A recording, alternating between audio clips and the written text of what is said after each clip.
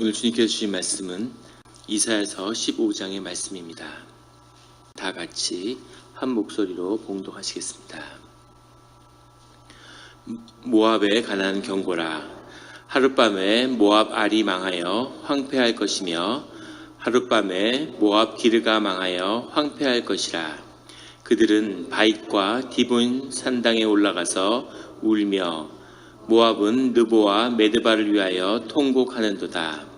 그들이 각각 머리카락을 밀고 각각 수염을 깎았으며 거리에는 굵은 배로 몸을 동였으며 지붕과 넓은 곳에서는 각기 애통하여 심히 울며 헤스본과 엘르알레는 부르짖으며 그들의 소리는 야하스까지 들리니 그러므로 모압의 군사들이 크게 부르짖으며 그들의 혼이 속에서 떠는도다.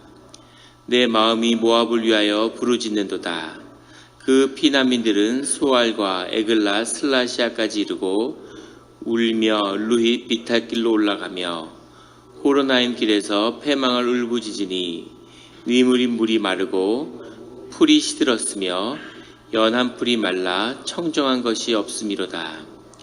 그러므로 그들이 얻은 재물과 쌓았던 것을 가지고 버드나무 시내를 건너리니 이는 곡성이 모압 지방에 울려 사방에 들렸고 슬피 부르짖음이 에글라임에 이르며 부르짖음이 부엘 엘림에 미치며 디몬 물에는 피가 가득함이로다. 그럴지라도 내가 디몬의 재앙을 더 내리되 모압의 도피한 자와 그 땅에 남은 자에게 사자를 보내리라. 아멘. 다 같이 기도드리시겠습니다.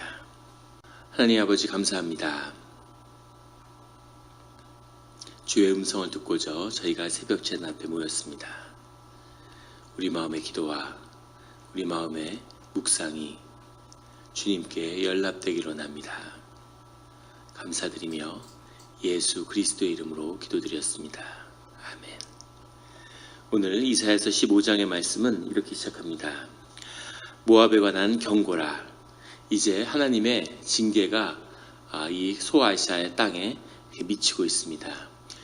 유다와 이스라엘이 징계를 받았지만 동시에 그 주변에 있던 소아시아의 모든 땅과 질서가 모두 하나님 안에서 정리되고 징계를 받는 그 때가 이르는 거죠. 물론 최후의 징계가 있지만 그 하나님의 때에 하나님이 징계하시는 그 때가 있다는 겁니다. 이 모든 징계를 거치고 나서 유다가 새로워짐을 받았죠. 유대민족이 새로워짐을 받았습니다. 우리 한민족도 마찬가지죠. 수백 개의 민족이 명렬했는데 어떻게 이 대한민국이 살아남을 수 있었을까? 그것도 주님의 은혜가 아니면 설명할 길이 없겠죠. 수많은 민족이 사라지고 대륙을 석권했던 그런 민족들이 모두 사라졌습니다. 우리가 중화민족이라고 해서 중국 민족이 있는 것 같이 얘기하지만 중화민족은 어떤 하나의 사상이죠. 사람들을 흡수하는, 민족들을 흡수하는 보편주의입니다. 그런 보편주의가 중국도 하나의 거대한 보편주의고 미국도 또 근대가 만든 하나의 거대한 보편적인 현상이죠. 어떤 민족이 아니고 한 국가가 아닌 세계주의를 표방하는, 그러니까 두 나라가 서로 편할 수가 없는 거죠. 서로를 결코 받아들일 수 없는, 언젠가는 승부가 나야 되는 그런 불편함이 서로 있는 거죠. 단순히 부유한 것과는 다른 게 있는 겁니다. 그 옆에서 1000번이 넘는 외침을 받았지만 살아남은 그런 한국 민족에 무언가가 있는 거죠. 주님의 뜻 가운데 있는 것입니다. 이처럼 유대 민족도 주님의 심판 가운데 살아남게 되는데 블레셋, 수리아, 아수르 이렇게 차례차례 하나님의 징계가 임하는 그 뜻이 선포되고 있는 거죠. 이제 모압의 때가 된 것입니다. 모압에 관한 경고가 하나님을 통해서 이사야에게 증거되는데 그 모압에 대한 경고는 하룻밤에 모압 알이 망하여 황폐할 것이며, 모압 알이라고 하는 건 알은 모압의 수도죠. 모압의 수도 알이 망하고 황폐할 것인데 그것이 하룻밤에 이루어지고, 또 하룻밤에 모압의 기르라고 하는 것은 알이라고 하는 수도의 앞에 있는 알을 지키는 요새 도시였다고 그래요. 그러니까 기르가 망하면 알도 망하는 것이죠. 알도 망하고 기르가 망하고. 우리 조선시대에 한양성을 지키는 것은 후반에 가면 수원성이었고 전반기에는 이제 남한산성인 거죠.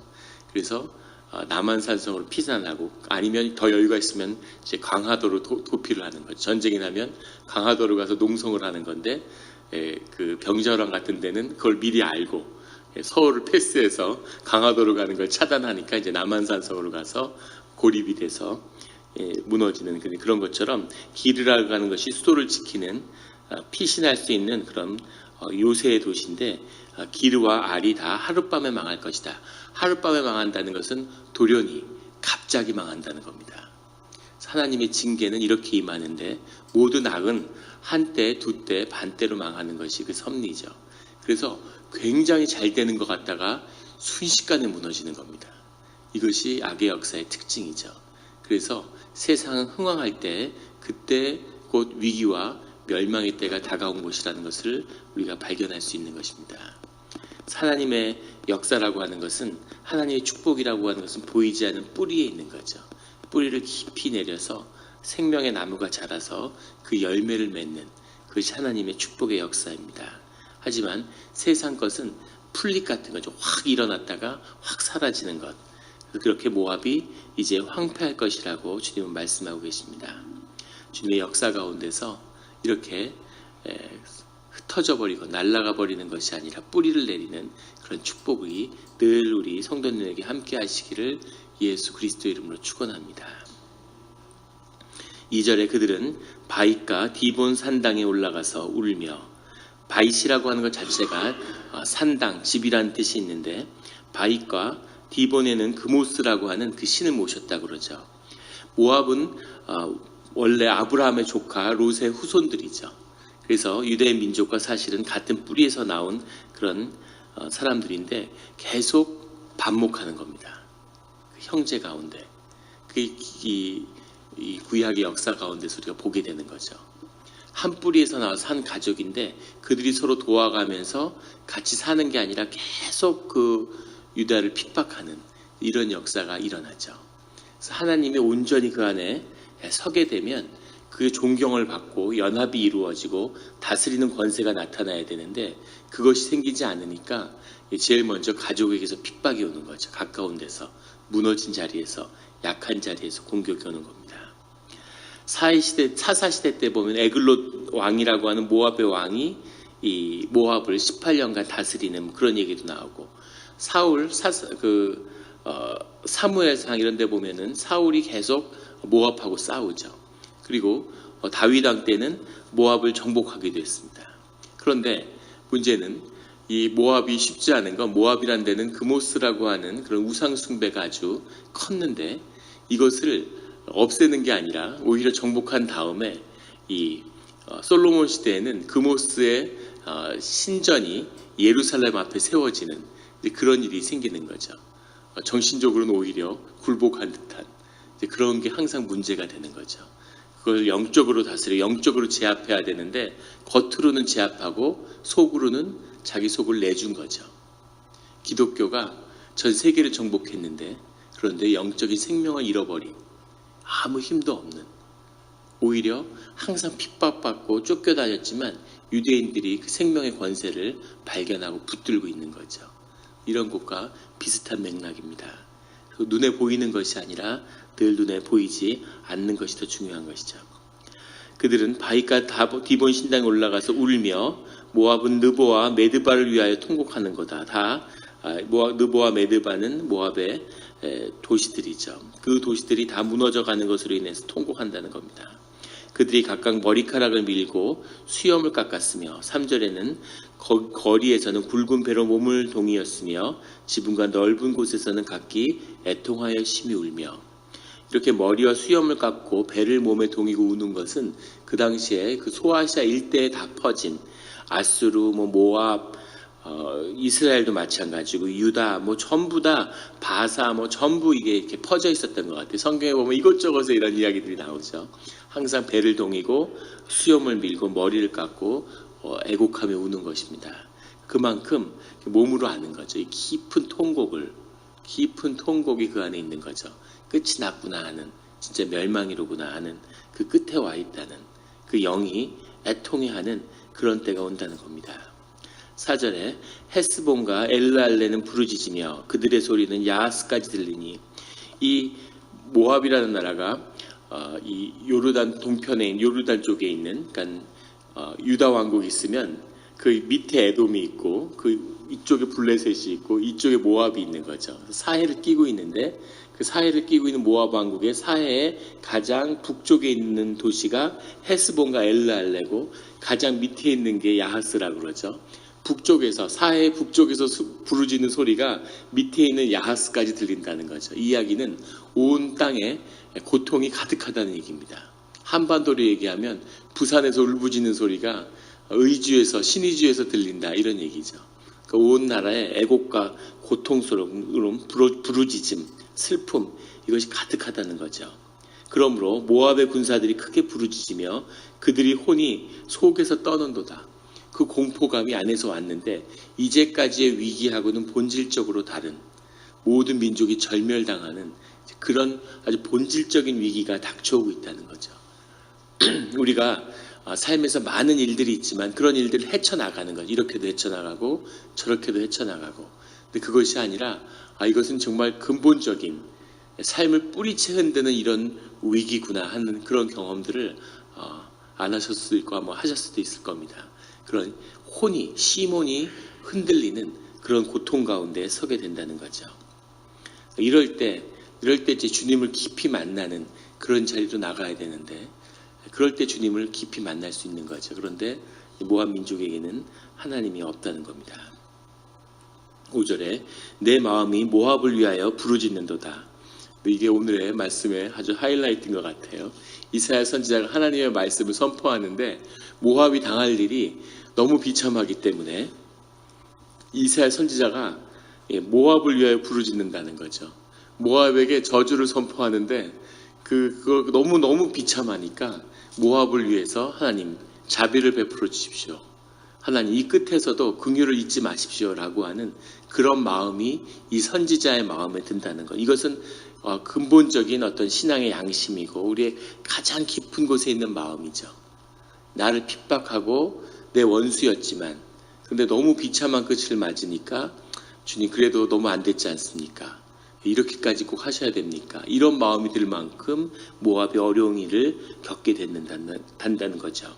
그것을 지금 이사야 선지자가 보고서 주님께 이야기하는 겁니다. 모압에게 닥친 게 아니라 주님하고 지금 모압에 닥칠 일을 보고 주님 이렇게까지 하셔야 됩니까? 라고 이야기하는, 그것을 호소하는 그런 상황에 있는 거죠. 그 피난민들은 소알과 에글라 슬라시아까지 이르고 울며 루히 비탈길로 올라가니 호로나임 길에서 패방을 울부짖는도다. 도망가는 이 루트가 소돔과 고무라가 망할 때 도망가는 루트하고 똑같다 그래요. 롯의 후손들이니까 아주 상징적인 비유를 들고 있는 거죠. 소돔과 고무라처럼 돌이킬 수 없는 완전한 그런 패망과 멸절 속에 있다는 거죠. 근데 재밌는 건 여기 있는 피난민이라는 하는 이 표현이 원래는 개역 한글에는 귀인들이라고, 귀족들, 귀인들이라고 돼 있었는데 이것을 피난민으로 바꿨어요. 이게 이제 바리헤아라는 말인데, 베리헤아나 바리헤아나 비슷하죠. 거의 같은 발음인데 베리헤아는 귀인들이고 바리헤아는 피난민이라는 뜻입니다. 움직이는 사람들. 그래서 피난민이라고 해석을 한 것 같아요. 근데 제가 느끼기에는 개역 한글의 원래 해석이 더 맞을 것 같습니다. 그 이유는 뭐냐면 5절에 있는 이 피난민이 있는데 7절에 가면 그들이 얻은 재물과 쌓았던 것을 가지고 도망간다는 거죠. 그 전쟁이 나면 부자가 도망갈까요? 가난한 사람이 도망갈까요? 예, 어떤 사람이 도망갈 것 같습니까? 예, 저희는 외갓집이 이제 좀 잘 사는 그 지주같이 동네에서 잘 살았고, 그리고 그 할아버지는 완전히 이제 빈농이셨는데 6.25가 났을 때 외갓집은 부산까지 피난을 갔는데 할아버지는 친가집은 피난을 안 갔어요. 왜 피난을 안 갔을까요?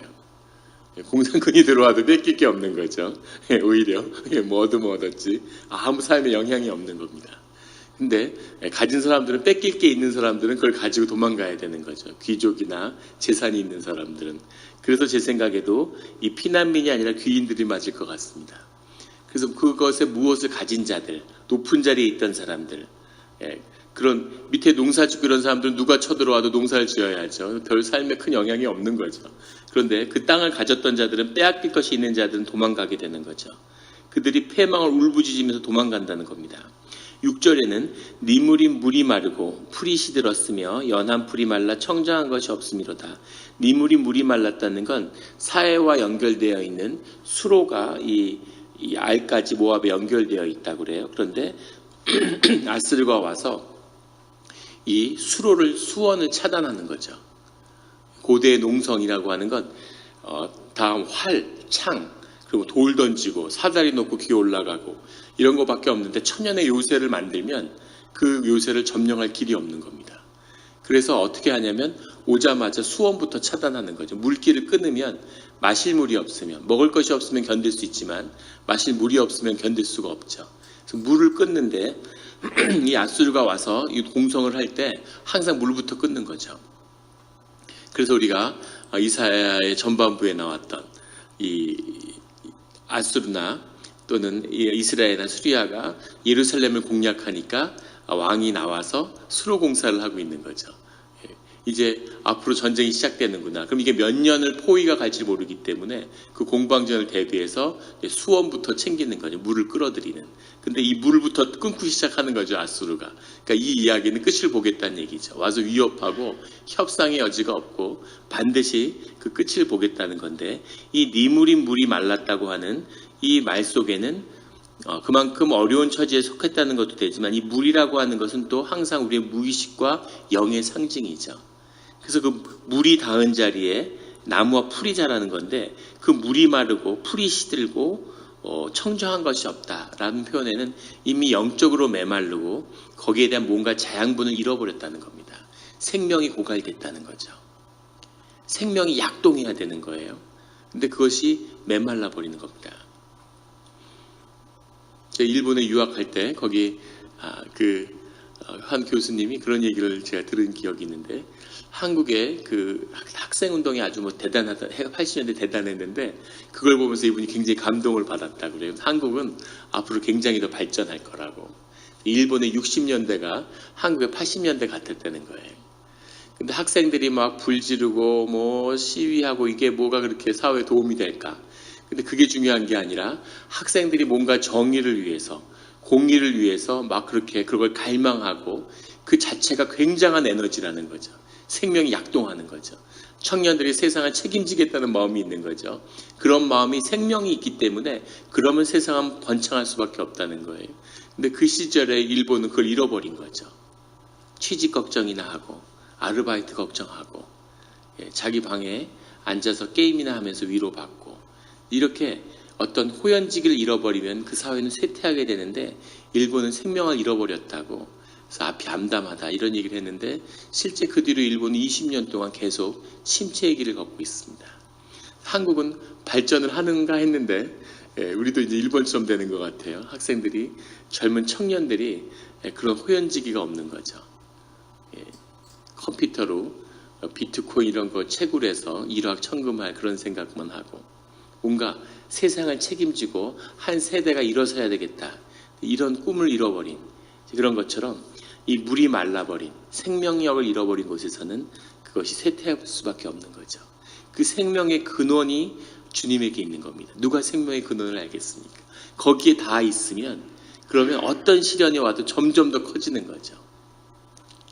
한 민족이 흥황할 때는 전쟁을 계속하고 깨지고 터지고 이래도 점점 그걸 통해서 점점 커지는 겁니다. 근데 몰락할 때는 작은 분쟁과 작은 전쟁으로 무너지는 거죠. 그런 그 생명의 근원에 닿아서 어떠한 시련도 있고 일어나며 점점 더 흥황하는 그런 우리 새벽 기도에 기도하는 우리 영락교회 성도님들이 되시기를 주의 이름으로 축원합니다. 7절에 그러므로 그들이 얻은 재물과 쌓았던 것을 가지고 버드나무 시내를 건너리니, 버드나무 시내라는 건 세렛강이라고 하는 말의 다른 표현이라고 하는데, 세렛강은 위에 있는 모압과 밑에 있는 에돔을 가르는 강이었다고 그래요. 그러니까 세렛강을 건넌다는 것은 이제 다른 나라로 도망간다는 뜻이죠. 에돔으로 도망을 간다는 뜻입니다. 지금하고는 다르죠. 요즘으로 치면 이민 가는 거죠. 요즘은 뭐 이민 갔다가 역이민도 가고 뭐 이렇게 할 수 있지만 이 시절에 무슨 여권 있는 것도 아니고 에돔으로 간다는 얘기는 이제 모압으로 올 확률은 없다는 거죠. 이제 삶의 기반이 완전히 바뀌고 삶이 완전히 달라지는, 그리고 뭐 지금처럼 인권이 있는 것도 아니고 무슨 아무 그게 없는 겁니다. 에돔에 넘어가다가 에돔에서 뭐 다 뺏었도 될 수도 있고 노예가 될 수도 있고, 그런, 하지만 오로지 살기 위해서, 목숨을 부지하기 위해서 이 세례강을 건너서 에돔으로 도망을 가는 거죠. 그 나라의 귀인들이. 그러니까 어떤 처지였는지, 살기만 살 수만 있으면, 다큐멘터리에 보면 그 베트남이 멸망하는데 그 미국의 헬기가 마지막에 대사관에서 이렇게 뜨잖아요. 그 사람들이 막 거기에 매달리고 그 배에 올라타기 위해서 그 막 보트 피플이 돼가지고 막 그 몸에 광을 던지고, 죽을 운명이니까 살 수만, 이래도 죽고 저래도 죽으니까 몸을 막 던지는 거죠. 이런 비참한 형국이 모압 지방에 닥쳤다는 겁니다. 8절에 이는 곡성이 모압 사방에 둘렀고 슬피 부르짖음이 에글라임에 이르며 부르짖음이 부엘엘림에 미치며 사방으로 온 세상에 그 고통이 가득할 거라는 얘기죠. 9절에 디몬 물에는 피가 가득함이로다. 그럴지라도 그 강물에 사람들이 하도 죽어서 핏물이 강물처럼 흐르게 될 거라는 거죠. 내가 그렇게 돼도 그 위에다가 재앙을 더 내릴 거라는 겁니다. 주님이 무서운 분이죠. 주님의, 하나님을 모르는 사람들은 하나님이 마치 없는 것처럼, 그리고 지금의 삶의 안락함이 영원할 것처럼 그렇게 착각을 하게 됩니다. 그런데 주님이 계실 뿐 아니라 지켜보고 계시고 역사하실 때가 있다는 거죠. 그 끝에는 이런 비참한 주님을 모르는 자들의 끝이 어떻게 끝이 나는지를 보여주고 계시는 겁니다. 하나님이 긍휼과 자비의 주님이시기 때문에 오래 기다리시지만, 오래 참으시지만 그 심판의 때가 오면 이런 참담한 그런 때가 오고 하나님의 악의 문제를 끝까지 완전하게 다루신다는 거죠. 내가 디몬에 재앙을 더 내리는데 모압에서 도피한 자와 그 땅에 남은 자에게 사자를 보내리라. 여기서 사자는 어떤 대표단의 그 의미가 아니라 말 그대로 사자, 라이온입니다. 그 어렵고 그 황폐한 땅에, 사람들에서 도륙이 된 그 땅에 남아서 생존만 유지하고 있는데 그 사람들을 덮칠, 그들을 물어뜯을 사자들을 하나님이 보내실 거라는 거죠. 하나님이 이 모압 땅에 아무도 남기지 않겠다, 빈 땅을 만들겠다고 이렇게 말씀하고 계시는 겁니다. 진짜 이런 것을 보면서 마음 가운데, 우리 가운데 5절에 나오는 선지자의 마음처럼 모압을 위하여 부르짖는 마음이, 주님 이렇게까지 하셔야 되나, 이런 마음이 우리의 삶 가운데도 그런 때가 오는 거죠. 죽음 뒤에도 그런 심판의 때가 온다는 거죠. 세상은 뭐 이렇게 살 수도 있고 저렇게 살 수도 있고 결코 그런 것이 아니라는 것을, 삶의 주인이 있고 그 끝에서 하나님이 책임을 묻는 때가 온다는 거죠. 하나님을 거스르고 하나님을 몰랐다라는 것은 변명이 되지 않죠. 사람은 하나님을 모를 수가 없습니다.